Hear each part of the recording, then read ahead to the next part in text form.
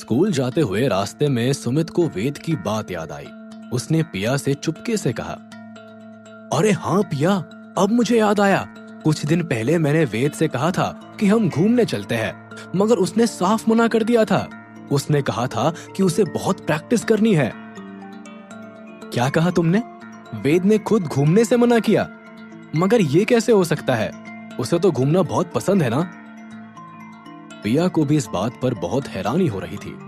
सुमित ने हामी भरते हुए कहा, हाँ, और तुम्हें पता है, मैं तो वेद के साथ ग्रेविटी मॉल जाना चाहता था।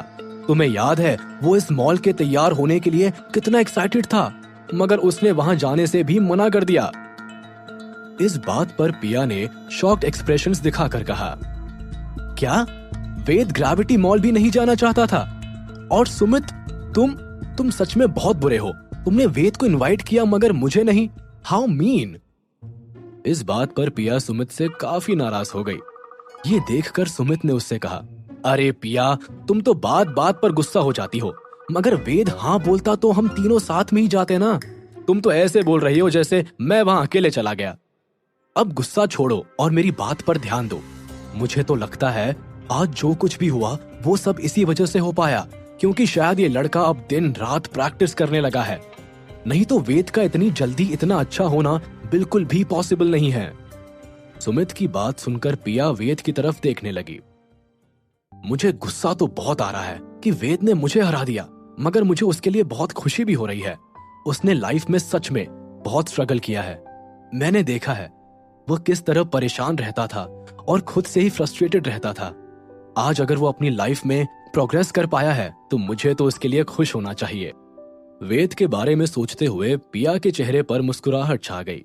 ये देखकर सुमित ने उससे पूछा, अरे पिया, क्या बात है? अब तो तुम वेद को निहारने लगी हो। क्या सीन है, मुझे भी बताओ। सुमित को हमेशा से लगता था कि पिया और वेद एक दूसरे के लिए परफेक्ट है, मगर उसने आज तक अपने दिल की ये बात उन दोनों के साथ शेयर नहीं की, क्योंकि उन दोनों का लेवल काफी अलग था। बट आज जब सुमित ने देखा कि वेद काफी इंप्रूव कर चुका है, तो उसने सोचा कि अब चुप बैठने का कोई रीजन नहीं था। सुमित की बात सुनकर पिया ने एकदम से रिएक्ट करते हुए कहा, सुमित, तुम बोलने से पहले कुछ सोचते क्यों नहीं हो?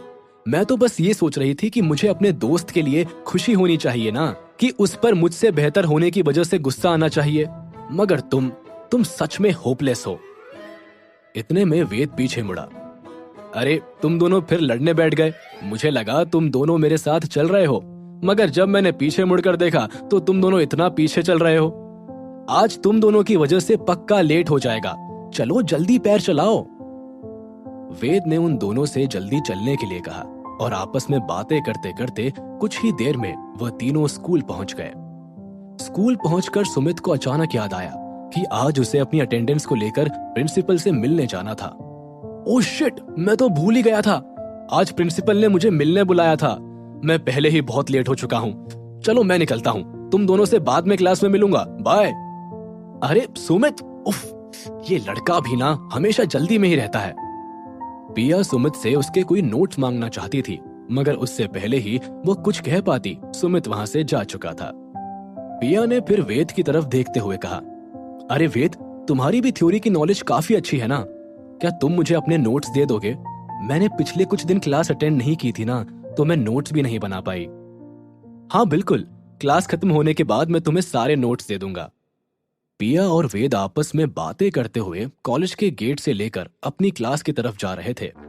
वो अपनी बातों में इतना खोए हुए थे कि उन्होंने ये नोटिस ही नहीं किया कि स्कूल के सारे स्टूडेंट्स सिर्फ उन दोनों की तरफ देखते हुए आपस में गॉसिप कर रहे थे। अरे ये क्या, आज पिया और वेद एक साथ? कैसे? हाँ, इन दोनों को साथ में देखकर तो मुझे भी हैरानी हो रही है। दोनों को साथ में देखकर ऐसा लग रहा है जैसे लंगूर के हाथ में अंगूर। मुझे तो पिया के लिए बुरा लग रहा है। मुझे नहीं पता था कि उसकी चॉइस इतनी खराब हो सकती है। हाँ बिल्कुल, पिया को अच्छी तरह से पता है कि निखिल स्कूल का सबसे हॉट लड़का उसे पसंद करता है, मगर फिर भी उसे कौन पसंद आया? ये लूजर वेद। इससे अच्छा तो मैं ही था। अरे, तुम लोगों को पता है, अभी कुछ ही दिन पहले निखिल ने वेद को वार्निंग दी थी कि वो पिया से दूर रहे।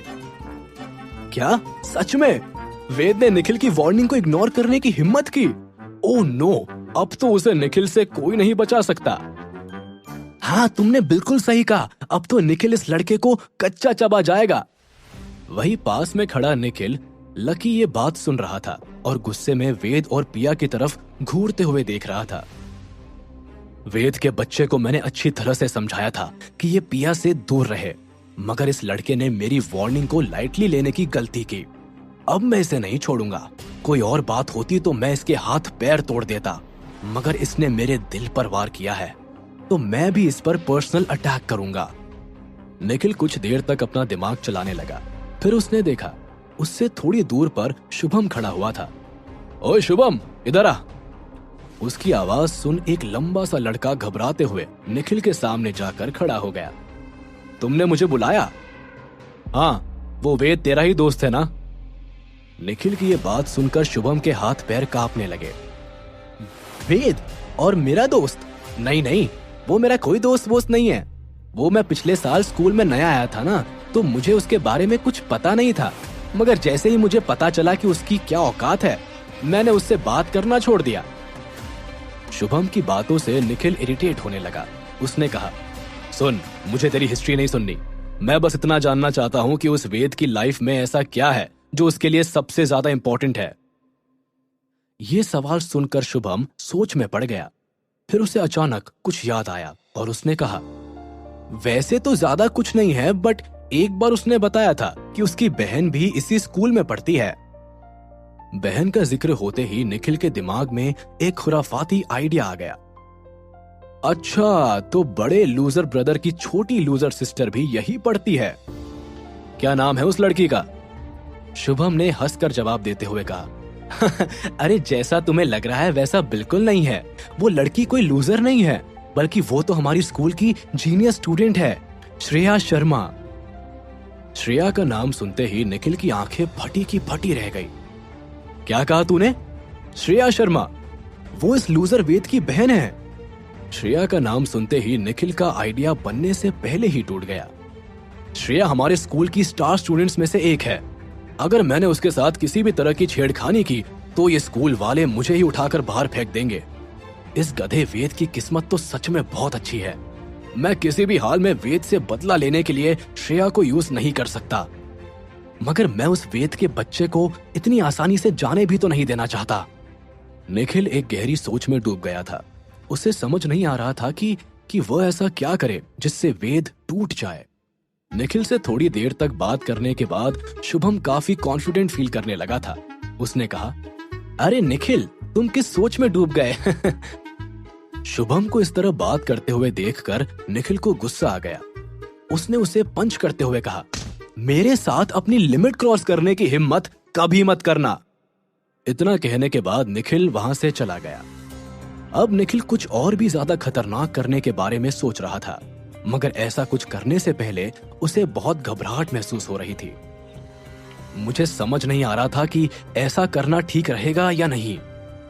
वो मन ही मन बोल रहा था, बट मैं उस वेद के बच्चे को इतनी आसानी से जाने नहीं दे सकता। फिर अगले ही पल उसने अपनी रिस्ट वॉच का एक बटन दबाया और उसके सामने एक वर्चुअल फोन स्क्रीन दिखाई दी जो कि हवा में लटक रही थी। ऐसा फोन दुनिया में सिर्फ गिने चुने लोगों के पास ही था और निखिल के अंदर दुनिया की हर लिमिटेड चीज को पाने का शौक था। अपने वॉइस मेल फोन पर निखिल ने किसी का नंबर डायल किया। कॉल कनेक्ट होते ही किसी आदमी का चेहरा दिखाई दिया जो कि गुस्से में निखिल की तरफ देख रहा था। उसने पूछा, क्या चाहिए तुम्हें? मुझे फोन क्यों किया है? अर्जुन भैया, वो मैंने आज पिया को स्कूल के सबसे घटिया स्टूडेंट के साथ स्कूल आते हुए देखा। अपनी बात पूरी करने से पहले निखिल एक सेकंड के लिए रुक गया। फिर उसने अपनी बात कंटिन्यू करते हुए कहा, और तो और भैया, वो दोनों एक दूसरे के साथ काफी अच्छी तरह से हंस बोल भी रहे थे। मैं इसके बारे में पहले से ही जानता हूं। इतना कह अर्जुन ने फोन डिस्कनेक्ट कर दिया। अर्जुन के इस एटीट्यूड से निखिल को बहुत ज्यादा गुस्सा आ रहा था। मुझे ये बात अच्छी तरह से पता है कि अर्जुन भैया इस लूजर वेद के बारे में तो बिल्कुल नहीं जानते होंगे, तो वो कोई ना कोई एक्शन तो जरूर लेंगे। वेद के बच्चे, मैं तो तेरा कुछ नहीं बिगाड़ सका, मगर मैंने किसी ऐसे इंसान को तेरे पीछे लगा दिया है जो तेरी जान ले लेगा। बेचारा वेद, उसे तो पता भी नहीं है कि अब उसके साथ क्या होने वाला है। अब आएगा मजा। वहीं दूसरी तरफ शहर के किसी बड़े बंगले में अर्जुन कॉल डिस्कनेक्ट करने के बाद गुस्से से सोफे पर बैठा हुआ था। ये निखिल का बच्चा आज भी मेरी बहन के पीछे पड़ा है। ऐसी हरकत करके तो उसने अपनी मौत को इनवाइट किया है। इस लड़के को तो मैं जिंदा नहीं छोड़ूंगा। और रही बात उस लूजर लड़के की जिसके बारे में निखिल बात कर रहा था, तो मुझे नहीं लगता कि वो मुझसे ऐसा कोई झूठ बोलने की हिम्मत करेगा। लगता है मुझे अब खुद स्कूल जाकर पता लगाना होगा कि वहां चल क्या रहा है। यही सब सोचते हुए अर्जुन ने अपनी स्पोर्ट्स कार की चाबियां उठाई और घर से निकल गया। गाड़ी में बैठते ही उसने कार के इंजन को स्टार्ट किया और देखते ही देखते उसकी स्पोर्ट्स कार हवा में उड़ने लगी।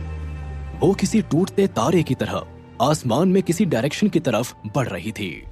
अब आगे क्या होगा इस कहानी में जानने के लिए सुनते रहिए सनक, ओनली ऑन पॉकेट FM।